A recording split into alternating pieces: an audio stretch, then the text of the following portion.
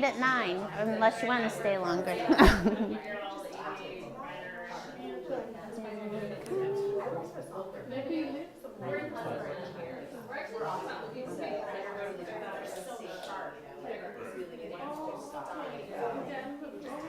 Okay, here we go. Are we going to make 45 more minutes? Is everyone doing okay? Yeah, we don't need any exercise breaks. I'm used to working with younger groups. So, so the daily, in looking at all this, and after we've done very many of these trainings, what our job is to try to make it as simple to digest as well as to implement for you and your child.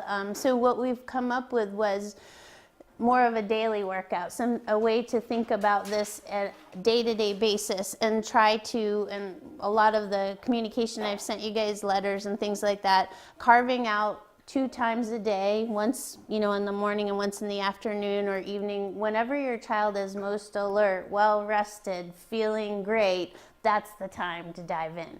And the goal would be 15 minutes for focus time each of these times, but initially it may be 5 minutes. It may be 10 minutes. You don't know because you're building up their attention span. And so using that focus time, it's really where, and we'll talk more about it specifically, but it's just that time where you set aside for you and your child with no distractors, and that's probably my son calling me. Sorry, let me turn that off. He's in Disneyland right now performing with his choir, and so, yeah, so 4 days we won't see him, but. And you missed that for us. Oh, that's okay, yeah. I don't think I was invited anyway. He's 18. It's kind of like, you're not invited. Yeah, so those 2 times a day, and then what we've started introducing to you is kind of the top tips or the most important strategies to use while you're doing that. So we'll go through those, and then that's when you're going to also try to work on some of your ESDM goals and kind of get them kick-started so that you can then turn them into more of a daily expectation. So the way to think about it is right now you have 2 15-minute little sessions where it's just you and your child playing together, nobody else, and then you have a daily expectation that you can do all day long. And so what I gave all of you was the looking when you call their name. And so I gave everybody that because it's a really important skill for safety, but it's also one of the real critical basic skills that that the kids have to get. And with that skill, it's something you can do whether you're at home, at the grocery store, at the park, and just calling their name, having them look at you, and giving them a big smile or positive, verbal, like positive hi, and that sort of gets them that positive reinforcement right away. So I wanted to put that in perspective. For some of you who have experienced me administering the ADAS, a response to name is an important concept, and from the perspective of starts early, because I evaluate 6-month-olds too. By 6 months, a typically developing child will start responding to name. We actually look for that at 6 months of age. So this is a skill that starts very early. So hence the importance of working on response to name. Yeah, because it's one of those things, and we all talked about that, I think, at our individual meetings, but once we get some of these foundational skills down, that's when you'll start seeing them carry over, or that skill set carry over into different goals. And so really wanting to focus in on all the level 1 receptive language goals, because those are the ones that connect you with your child, basically, and it lets you know that they are responding to you and that they're connected with you.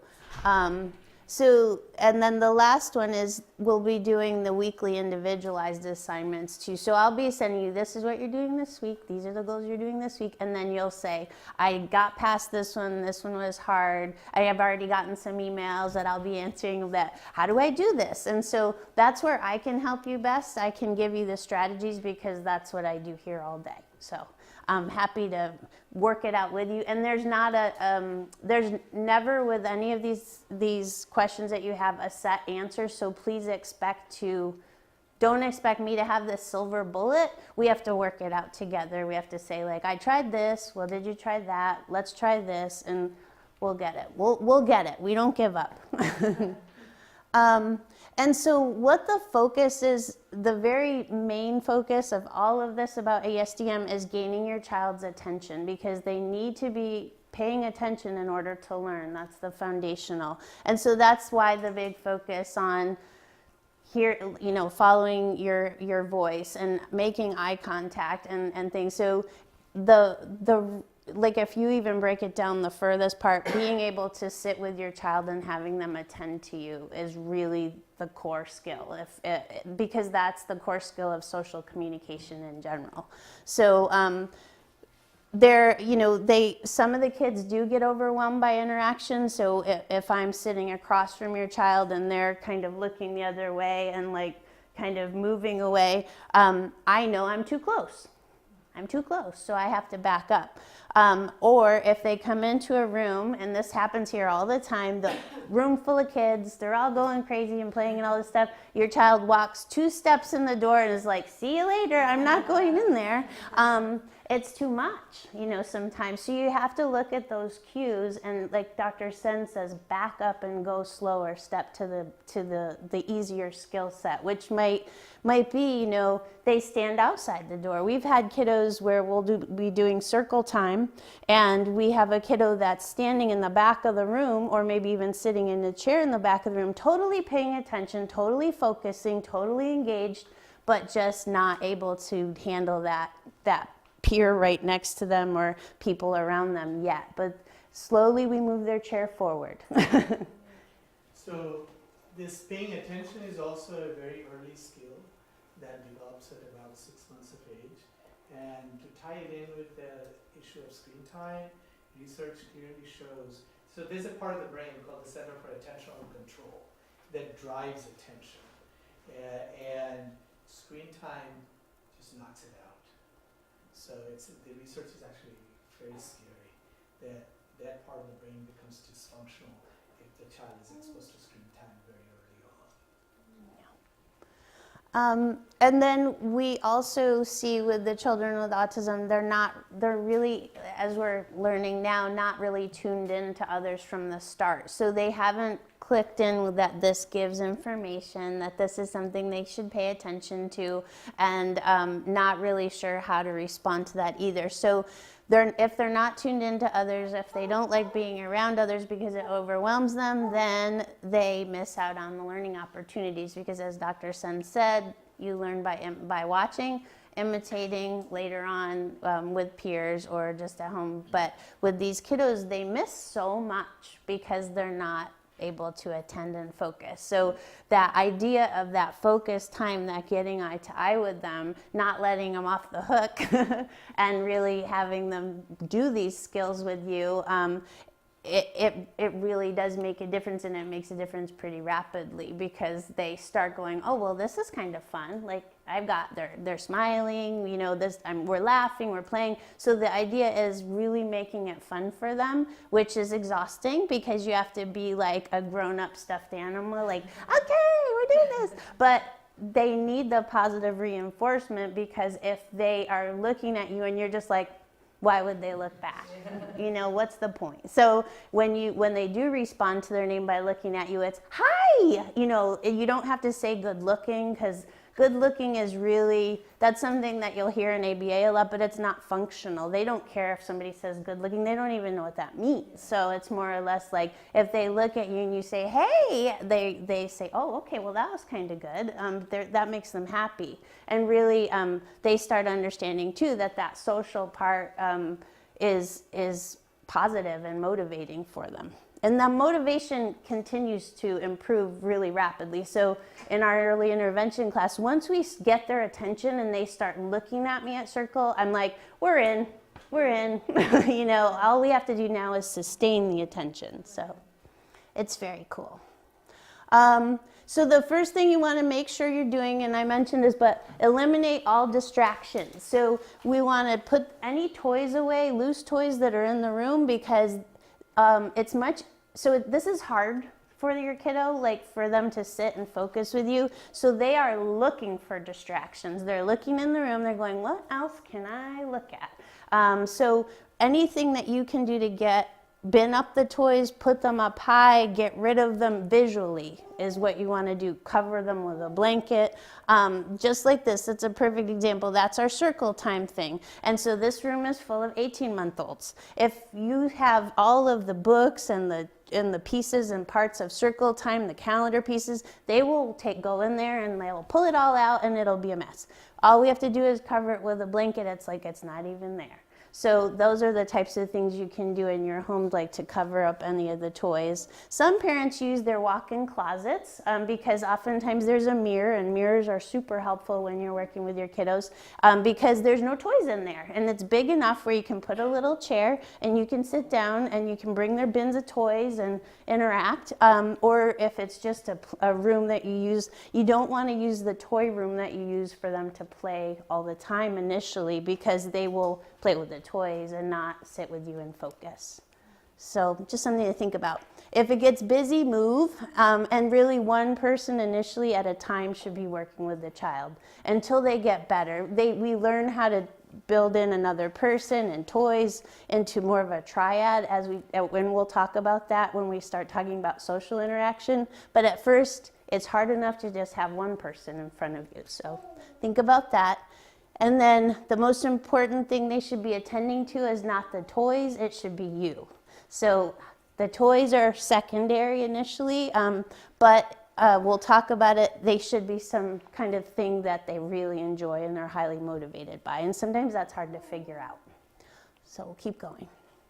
So this is a core component of ESDM, as Dr. Sen said. So following their lead. Basically, it's you bring out, in these little sessions, you bring out a few toys and you find out whatever one they start. They always start the play. So you can introduce a wonderful toy that you'd like, I've done this before. Look at this, it's awesome. And I start pulling things out and like, wow. And then I look and the kid's not even looking at me. I'm like, there it goes. So if they're not interested in it, just move it aside, because it doesn't mean they won't be interested in the future, but at that moment, it's not what they want to do. So maybe you're going to put this on the floor, and this on the floor, and this on the floor with the pieces in a baggie that they don't have, and you just kind of sit and wait.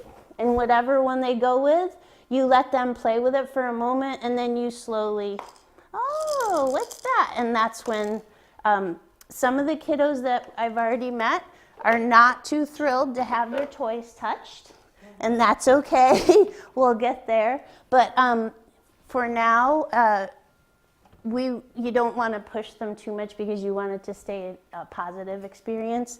So go with what they enjoy.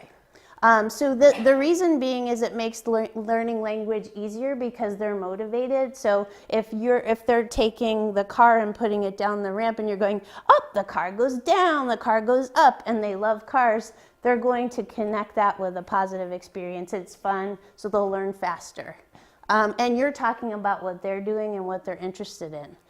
And so your job is to actively listen, talk, smile, watch, comment. I was saying it's kind of like you're the sports commentator for their play. So you're like, and the car goes down the ramp and it goes up but you're using really short phrases, you're using your voice in a really fun way so that you're embedding that language and that vocabulary into their brain while they're doing the activity. So it really helps them develop that skill. And so narrating their actions. Initially, you're just offering help. You're not making demands. You're like handing them things. Oh, here's a purple car. Or if they're having trouble, you fix it, but you don't like take it away. You just, oh, here you go. And then you hand it back to them. So helping them, handing them toys, naming the toys, holding it up to your eyes so that they look at you before you hand it to them. Those types of things, it's just helping.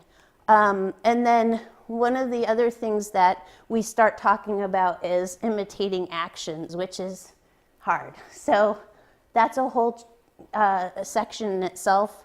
But what the best way to start it with, if your kiddo is working on that already, is 2 of everything. So you have two things, you have one, they have one, they're going like this, you're going like this. So if you can get doubles of things, it's really helpful. And we'll go more in depth on all this. This is just a touching in. Yes? So are these like toys that you use just for, like, you don't let them play with them during other times? What we found is ideally, like, you're using them for that special time because they're most motivating, and then you put them away. Yeah. And so if you can, that would be ideal. Yes. So like, what if you're like with me? My issue is he just wants to play with me. Like he wants me to chase him. He wants me to tickle him. He likes playing games. Good. And you know, Ibrahim, he's like, let's go play outside. Let's go to the swings. Sure. Let's go do this. Yeah. And he's not much into toys. Like he likes toys. He'll play with them for a little bit, but as soon as I try to like get into that zone of like, let's play with this toy together, he's like, catch me. Like, and he'll be like, run away. I'm like, I thought we were gonna do this. Yeah. So he would rather just play and like hang out and like us tickle each other and cuddle with me and like, let's go outside and play with like he just wants to play with me but not play with toys with me. Sure. Does that make sense? Yeah, and we're going to talk about how to build objects into that sensory play. Okay. So, you know, a couple of those, when they're doing the sensory play, which is exactly what you're talking about, and one of the things we had talked about was when they're playing, you're stopping and making them request more or say something like that. Then you do something that has like a ball or something like that.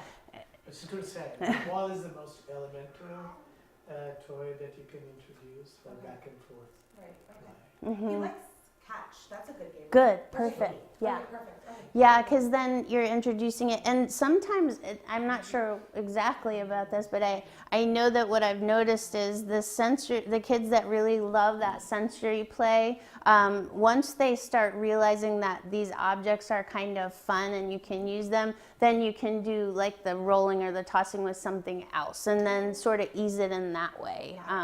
So it's not always a ball, it's now we're throwing like a stuffed animal. And then when you're doing the stuffed animal, then all of a sudden you give the stuffed animal a big hug and then toss it back and then see if he'll imitate you doing that. Yeah. So you have to, everything with this is kind of like sneaking it in under that. But it's fun, so they don't know.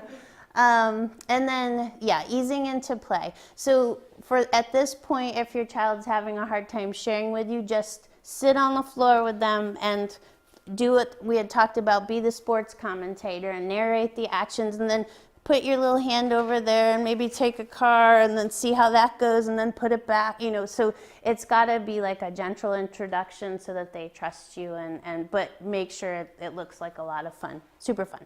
So in your book on page 90, there's a refrigerator list of toys or of activities that you can do that with regards to that following their lead. And then we touched upon this, but every child's interaction zone is a little different. Many of them it's just an arm's length away, but some of them it's further away because for the proximity makes them uncomfortable in some way. So where you want to make sure you're eye to eye, but if you're too close, you'll know it because they're going to turn their head away because it's too much. And so really you have to kind of pay attention to that and respect it. So back up just a little bit, and then as your sessions go on, you'll get a little closer while you're playing a little bit closer. But ideally it's within arm's length. The reason being is because when they want to leave, you can kind of go, hey, and play with them so that they come back to you. But also that's kind of a good bubble space for communication. You don't want to be a close talker. You want to be a arm's length talker. And so also their mood might change if you get too close, and they might get cranky and they don't know exactly how to tell you that. So watch their mood and watch their turning of their head and then back it up. Whoops, I like that one, so I did it twice. So the focus time position should be child looking at you eye to eye. You want them to see your facial expressions because you're going to be, and so that really, when they look at, and I have a little quick video I'm going to show you, but you'll see it. You looking at them expectantly gives them like, oh, am I supposed to do something right now? And often encourages them to then take their turn with you. So you roll them the ball, or you shake the rattle, and you go and wait, and maybe then they'll go. They might not imitate exactly, but they know they're supposed to do something, and that's the whole point. Is like, okay, I have to do something now because she's really excited about something. So, and I'm going to show you the video, as I said. So having a clear view of your face, your expression, your mouth specifically, you'll start seeing your kiddos looking at your mouths more as language develops, because then they're like, something's coming out of that. I got to check this out. I could start seeing like, so when they start focusing on your mouth, that's another one of those big thumbs up things, because you're like, okay, we're in good shape. They're looking in the right place to get the information.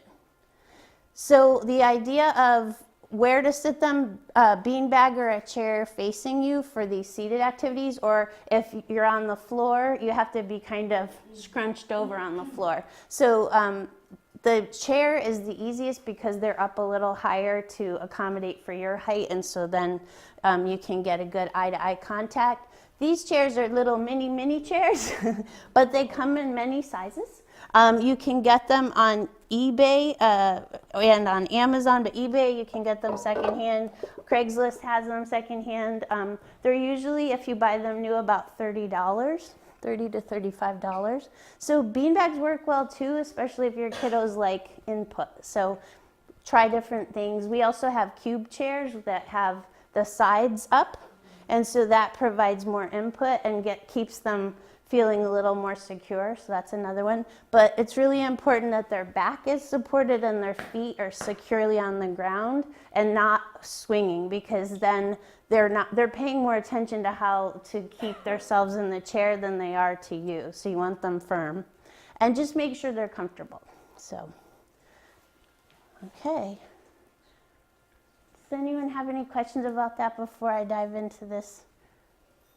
Any comments, Dr. Sun, yet? Well, I just want to drill it again that really take your child's cue, which is what Sheldon is coming up to. Follow. I always like to tell this story of when we were training at the institute. We had this most difficult child as our case study. Yes. And he was really difficult because he had no words, and all he did was run around in circles, did nothing. And we intentionally, I think, picked the most hardest kid to work on because that was good for our training. And so we're trying to elicit imitation from this child. And still remember, I don't know who, it was me or you, but so the kid picked up a marker and started banging, like bang, bang, bang, bang, bang, you know, like a repetitive thing that a kid in the spectrum would do. So one of us, we just went over, you know, he's not paying attention to us at all. And we just picked up another marker and right next to him, like bang, bang, bang, bang. And he stopped. What? Oh, wow. This person is doing exactly what I'm doing? And that's what started that child paying attention to us. Meaning that illustrates, like, there's nothing better than work with the child's cue. What the child is doing, first imitate, show me that role model that you imitate, and then that will motivate your child to imitate you. So this whole concept of taking your child's cue is very important. Instead of getting fixated, sometimes as parents will get fixated. I'm going to today teach my child this. Instead, what ESDM talks about is, this is one of the very fundamentally unique concept of ESDM, and that's why I'm like belaboring this over and over again, is work with your child's cue. And the other one is that hiding the toys is so important. You can either cover it up, or sometimes we recommend in your closet, put all the toys up on the top shelf so that the child is then motivated to point. What do you want to play with? That one. And then, of course, if you have a speech delay issue, then you focus on words please, start with one word, and always retire the old toy up before bringing the new toy down, so that then you can work with that one-on-one and that concept of minimize distraction. So the Pottery Barn Kids catalog, or the Gap Kids catalog, is a child with autism's enemy. It is beautiful, all the toys are all over the floor, the catalog looks so wonderful, except that then the kid has no focus. Okay? Everything needs to be away, either covered or up on the shelf, and one activity at a time, they tire that and then come with another. Yes. So don't set the room up the way that I had the room set up for you this first time. That was me. I put all the toys everywhere so that I could see what the children like. But when you come the next time, they will not be that way. They'll all be binned up, because then it's, okay, we've gotten a few steps in. Let's see what kind of, requesting we can do and turn taking we can do. So that's not the ideal. And when I do therapy, that's not how I have my room set up. But so just to be clear, no Pottery Barn kids setups. Oh, yeah. And you kind of like answered part of my question, which was like, my son is not going to ask for any toy. Nothing interests him, and he's typically the kid who likes to run around, and probably his interest in toy will be to put it in his mouth. Like that's probably. Which is pretty common. It's inspector, they put things in the mouth. Sure. Well, what would your child do if there's no toy and it's just you and him? He just jump on the So couch. you jump. That's what I say, use the child's cue. Yeah. So then you jump, Yeah. and then you do things together. Then we're doing things together. And then slowly introduce things in the jump, and ball is a very elemental thing to introduce. Jump, ball, jump. And then even as Charlene was saying, if the distance is not comfortable, get close, get far away, move constantly, and so that the distance remains comfortable. So this will also get you moving and get you a little active. If he runs around, you can run around, you can get in the way, look in the eye, and then go the other way, and take the child's cue into doing something interactive. Does that make sense? Yeah, I've been trying the jumping. It's like 5 seconds for now. But That's okay. Yeah. That's fine. I think something just. So it will feel sometimes athletic, like you're in the gym. Your free gym membership. And then That's you why it's called bring boot that- camp. You'll be all, no. He doesn't want to do it for more than 5 seconds. He's like, well, it's like, I don't want to jump anymore. Right. Yeah, then you blend it in with something else. And like Charlene said, that we're just kind of getting started. We'll dig into great detail with each of these concepts. Okay. All right. And doing that jumping for 5 seconds, do it like 5 times a day. You know what I mean? So if he's going to jump and then you stop and say, tell me more, and then he might jump again. And then later on, at a different point, try that same activity throughout the day. So he's going to need to build that up. He's not at 15 minutes yet. He's at 2 maybe, but he'll get there. Yeah. Question, Charlie. Sure. So Ibrahim, he does speech therapy with Julie. And all these things, turn taking, eye contact, asking for things, playing with things, imagine, he does all of that with her. Right. But with me, he just wants to, like I said, just play with games. And he, do I have to start at, if I know he knows how to do everything, like when you send me the goals, I'm like, he already does that with Julie, he does that with my mom. Like, he's different with different people. Yes. But for me, I'm the one doing therapy with him. How do I feel like he already put me in that mom's just crazy, we're just gonna run around and play together. Yeah. It's really I feel like he just gets disappointed when I'm he'll play with me, but I feel like it's he's kind of upset about it. He kind of gets confused, why are we not doing the way we've been playing for so long, you know? Sure. He's just connected those activities with you. And I think with Ibrahim, it's a little different too, because he doesn't, the play skills, I think if you focus more on teaching him new play skills as we, from the ESDM, I think that he'll be able to. So when we did our clinical training, the idea is 3 environments is when we know that a child is generalized and really understands the goal. So he would have to do the goal at home, at school, and in therapy. Because at home and in therapy is probably, at home they're very relaxed. in therapy, it's one-on-one. That's not very challenging, but then to get it in happening at school, that's usually the most challenging because there's so many distractors. So I would look at the checklist and kind of make sure that he has those play skills, that turn taking, because I think that's where you're going to focus, is turn taking with him. Same question. Yeah. Similar to her. My question is like, my son listens to my husband more. Mm-hmm. He does everything. Come, sit down, sit down. He sits. He listens to him more. And with me, there's no discipline. Like, he thinks mom has to sing songs and dance with him. Yeah. It's totally different. Yeah, that's I don't not know how to balance that. I've been trying so hard. sure. But with dad, just, Sri hit and just there is eye contact, I don't know. I think with me, that connection, like Well, he as thinks, mommy will be mommy, and daddy will be daddy, and we all will be different. And uncle will be uncle, and aunt will be aunt. But as long as you're still working with developing skill sets Yeah. in the context with of Miss ASD. Julie, he does everything. That's Same fine. Yeah. Julie does the My magic husband- touch. She needs her statue in front of the building. Use that as the Yeah, concept that's of what he developing wants me to skills. sing and dance. Then one way, Charlene will talk about when we get there, is you song and dance and you're doing that and then boom, you stop. Right? And then start back again. And stop.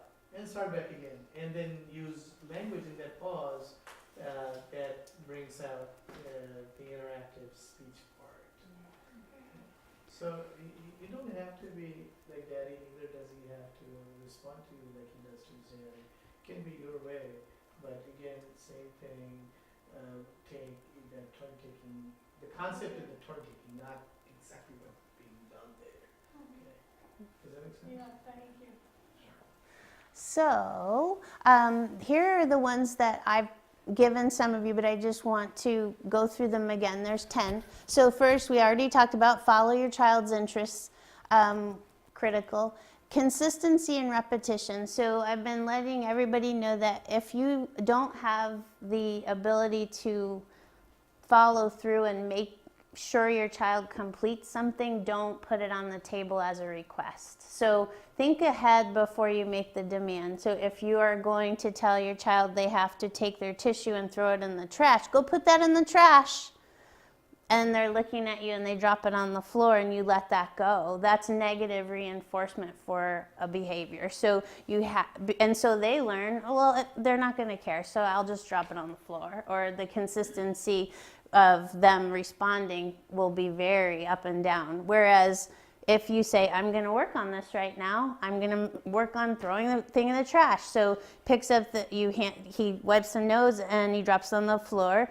Oh, pick up your tissue, and then you bend down with them and you help and put it in the hand. Let's go and throw it in the trash can. And I do this all day long.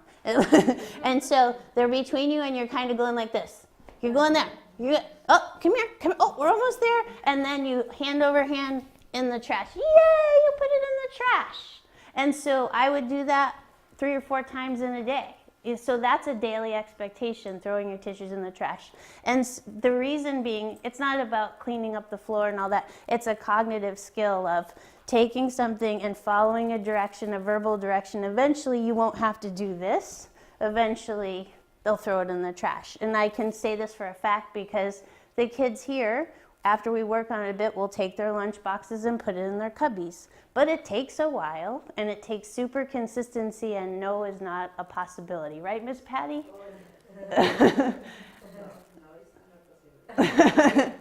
They must.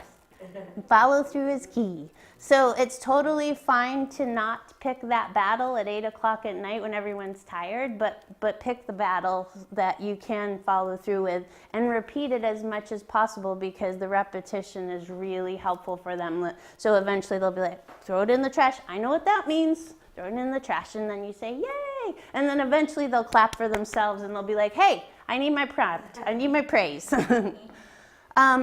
Do less and wait for a request or a response. And so that is a lot about giving them a moment to process what you have said or requested, and then with that facial expression of, waiting for them to either imitate you or request more. And I'm going to show you a quick video. Pray that I can do this. Hold on one sec.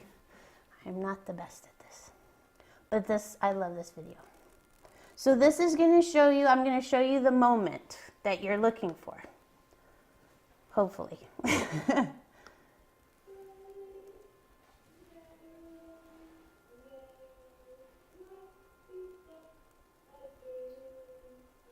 Wait. Face. And that Wait. can feel like a lifetime. Wait. You really have Wow. That's the moment. And the reinforcement is just doing it again. So that's just a really basic skill. Same thing with your child wanting to sing and dance with you. Pause and wait for the request. And then wait may feel like hours, but it's actually going to happen. Yeah, so here's another one. Imitation. Banging kid, mom imitating the banging. There's the turn taking, back and forth. See, she changed it from big bangs to little bangs, and he was able to do the little bangs. So that's as easy as it can be. You know, you can bounce, bounce, bounce, stop. And stop. And then he makes a sound, and you continue. So it just gives you some.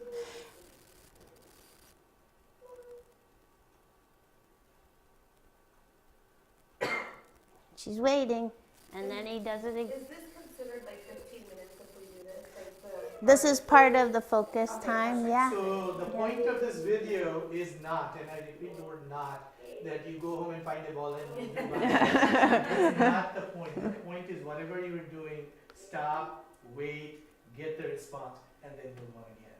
Whether it's with daddy activity or a mommy activity, always do that. Stop, get the interactivity, and then do the turn taking and move on. Because they're so used to kind of functioning in their own planet. When you disrupt that and then you look at them waiting, they're going to go, I got to do something. That's what that little boy was doing. He's like, are you going to do it again? Are you going to do it again? Are you going to do it again? And then she's like, and then he goes, and that was it. And then that was the moment. So always be trying to get those moments and taking as much out of it, because they're motivated for it to happen again. And the highest point of motivation is where you have to dive in and make the request. Does that make sense? Okay. And then we talked about positioning, getting eye to eye in the interaction zone, because that's how you're going to connect with them, and being that close is going to force them to be there with you. And then reinforcing positive behavior. It has to happen right away. It has to be intense and very specific. So right now it's great or wow, or another thing would be if they want something, as soon as they say anything like bah, you go ball, and you hand it to them right away, because it's that natural consequence, that positive reinforcement, that happy face, and then they'll want to continue the game. So that's where it gets tiring, because it's tiring to be that happy all the time. But it works. So the other thing that we've talked a little bit about in the individual sessions is cleaning up is a huge part of ESDM. So thus the bins and things like that make it much easier. It helps to organize the play, and there's so many cognitive and language skills that they're learning by just cleaning up. So you're saying, oh, you're naming maybe the colors of the shapes. So if we had all of these on the floor, and I had the little guy next to me, I'd say, oh, let's do another one, get another one. Oh, there's the green one, in. Oh, the blue one, in. And then they have it, and they're kind of like not sure. I just take their little hand and push it in. Push it in, and you don't have to make them do 30,000 of them. Like, so some of our friends make some big messes, so we want to clean up as much as we can, but have them experience the success of being the person that puts in the last piece, because then you can go, yay! So even if they only put in 2 pieces, they have to be the final pieces so that you can go, yay, super. And then you see the room cleared, the top on the thing, and they're like, oh, Okay, and now the next activity comes out. And so if they don't want to clean up because they're having so much fun, but you're running out of time, or you wanted to try a different activity, then you take the bin of the new activity out to kind of entice them, go, hey, look at this, let's clean this up, and then we can open this one. So it's really regimented in that way. So we'll talk more about cleanup, but that's a big part. And then expanding vocabulary at all times. So if they say ball, you say red ball. If they say juice, I want juice, or juice please. And so it doesn't have to be a long statement, but it should be 2 or 3 words more than they said so that they can start hearing it. You don't have to demand that they say it, you're just presenting it. And so that's kind of how you're expanding their vocabulary, chaining on bike. Yeah, that's a red bike. Wow, red bike. And the more that you can say those target words, the better, because they sink in. And we talked about easing into play and then take control, which means, you know, you're sitting next to them and for the first few times they're getting more comfortable with you playing with them and using your stuff and stuff like that. And then all of a sudden, and I did this with, I think, Thomas actually, he was very much into this puzzle. And then I sort of swooped in and stole all the pieces on him because I knew he wouldn't be too mad at me. But all of a sudden, I was able to hold up the pieces and he told me what they were and said the name. He's like, duck, quack, quack. And prior to that, he was really into the toys and hadn't really looked at me or talked to me very much. So those little tweaks in how you're playing will help a lot. And then I expand on them if you can deal with my voice. All of these are kind of audio right now, and then I'll be adding video in. That's why we have the 2 cameras, is I'm videoing the whole thing, and then pieces and parts that match these I'm putting into your training wheel so you can see the example. And then over-exaggerating your facial expressions, I've said that 3,000 times, and I'm not kidding. That's why I have all these wrinkles, because I smile all the time. Like, it's always, wow, you know, so true. And then making it fun is really critical, because that's how you're going to keep them engaged and how you're going to extend their attention span, because they're going to go, okay, what's next? What else are we going to do? And plus, they learn better when it's fun. This is why. They learn faster when they're having fun. There's more learning opportunities because they'll stick with you longer and give you a chance to present more things. It helps them remember better. And then the cues are the basis of the communication. So that little boy, row, row, row your boat, he's like, and he wants more fun. So then you can say, okay, more. Initially, it's just a gesture, but then we'll add words and then we'll add phrases. And then natural rewards. If they're having fun, that as soon as they do something and something positive happens, that's a natural reinforcer right there. And when you're the fun, you're the source of all the good stuff, your child will start paying more attention to you. And which means not that they're not paying attention, but they'll attend more to you because they're like, what is this person going to do next? What's my mom going to do next? They're making it so much fun. Anything on that, Dr. Sun, that you wanted to mention? Charlene mentioned it, I hope it registered, that the point of the cleanup is not to have of course you want your home to be clean, but it is to develop what we call the sorting skill. A sorting skill is a very important skill at the brain level, because eventually as the child gets older, sorts a variety of things, including emotions and feelings and thoughts that become higher level sorting, but it all starts with the very basic sorting. So depending on where your child is, and when you have worked through the ESDM curriculum checklist, there are 2 other very fun sorting activity at home that is included in that. One is the dishwasher, and the other is the laundry machine. And those are built into the ESDM checklist, curriculum checklist. So the concept is the same. It's all about sorting. Yeah. Yeah. So putting away their spoons and their forks into the dishwasher, or helping you put that silverware into the silverware tray, like forks go here, spoons go here. It's a really neat activity that can happen, you know, and teaches them a lot of great skills. So when you're thinking about this now, your brain's going to start working in a different way because you're always going to be thinking, what else can I get them to do? So plan ahead. Think about, you don't have to put a ton of thought into it because it is eventually truly their choice of what toys they like the most. But you do have to put things together in like bins and containers and things like that that they enjoy. So planning ahead, I'm going to try these 3 things today. Is kind of what I'm thinking about, as opposed to your child sitting on the floor and you're like just grabbing things. That usually doesn't work. It's something where you have to kind of decide, I'm going to try these 3 activities, these 3 bins, or these 3 toys, and have them pick one. And so thinking ahead, and then alternate the sensory social games. That was like the video, the row your boat or the jumping or things, to get them moving, and then do a seated activity, and then do a sensory social activity, then do a seated activity. That way they'll stay more focused longer, because the seated activities are sometimes the hardest ones. To just sit and play and things like that. So you want to make sure that as soon as that's done, it's a big fun thing that they really love. And always end with a sensory social game if you can. And then the bins we talked about removing options and distractors. So make sure that you are the only option and your toy choices are the only option at first.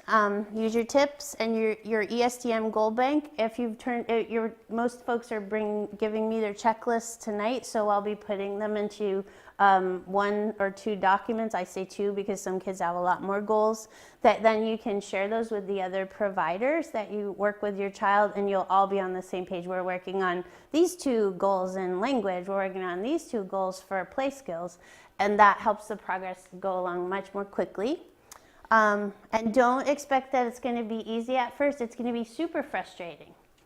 You're going to want to pull your hair out of your head possibly, but don't give up. You have to stay consistent because they will do it. You can't waver. You have to be really consistent on your expectations, and you have to do it every day.